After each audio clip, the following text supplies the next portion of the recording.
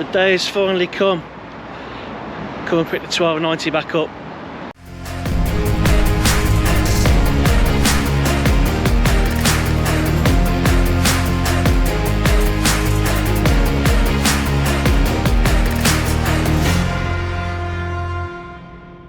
So we're heading out back. Jake is going to take us out there and we're going to take a look at the bike.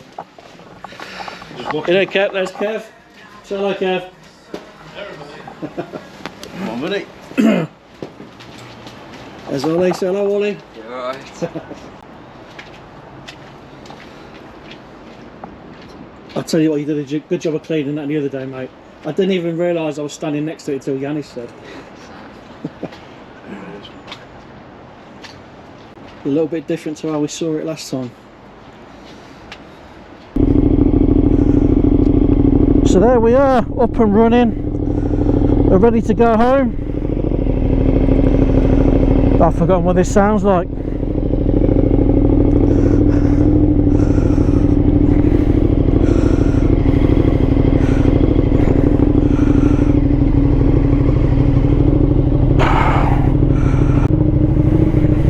He went on a decent test ride this morning on it, it was all good. Fucking must have done. Catch you later.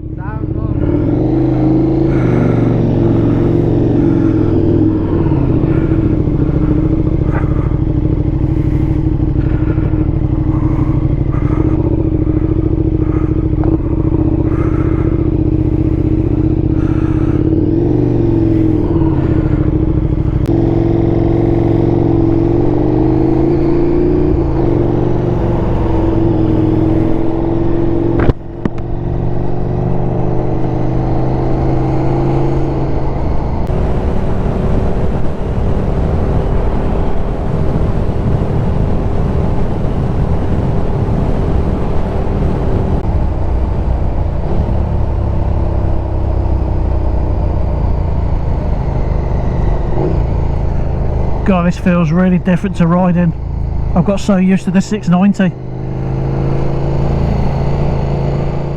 Hello and welcome back to the garage, and also welcome back the 1290 back to the garage. As most of you are aware, I took a tumble probably nearly 5 months ago now. It's been a while to get this repaired, waiting on parts for KTM. Nothing to do with the dealership. DMC Moto in Birmingham have been great, sound bunch of lads. But ordering from KTM, they ordered all the parts at the same time. The parts appeared in multiple different packages over the time. So that's why it's taken so long to get this back. Good old KTM logistics. But as you previously saw, me riding back in typical GoPro fashion, I lost some of the footage. Riding back, I was waffling away and the GoPro wasn't recording. I'm here to tell you what's been replaced on the bike, and there was quite a fair bit really. I just want to add that the bike's all complete. I'm nearly 100%, getting better, and thanks for all the well wishes via Instagram and on YouTube. I appreciate that. What's been changed on here? We'll start from the front. As you're aware, this whole side, it went down on its right hand side. Obviously not the best. So we've had a new wing mirror. We've had new heated grips, new bar end. The clutch and brake levers, the Raximo brake and clutch levers did okay. There was nothing wrong with those. So I didn't have to spend out, or the insurance company didn't have to spend out on brand new levers. So I ordered these ones. The old ones were silver. These ones are black, which I think is much better. It's going on front wheel. That was replaced. That only had a minor scuff. It wasn't bent, broken or anything like that. It just had a scuff. Insurance company won't paint or repair products. They'll just completely replace it. So new front wheel, new tank. Again, had a little dent in here where the handlebars came round and the switch cube hit the tank. So brand new tank. New handlebars. Suspected whether they were twisted or not, but they were changed anyway. New side panel. All the fixings were replaced as well. Any new panel, any new parts, brand new bolts that were replaced. Down here, radiator. As you remember, these guards that I had around here, they did fine, they did the job, but unfortunately the fixings bent. The bolts actually bent, so pushed the guard into the radiator, hence breaking the radiator. So saved some parts but ended up damaging others.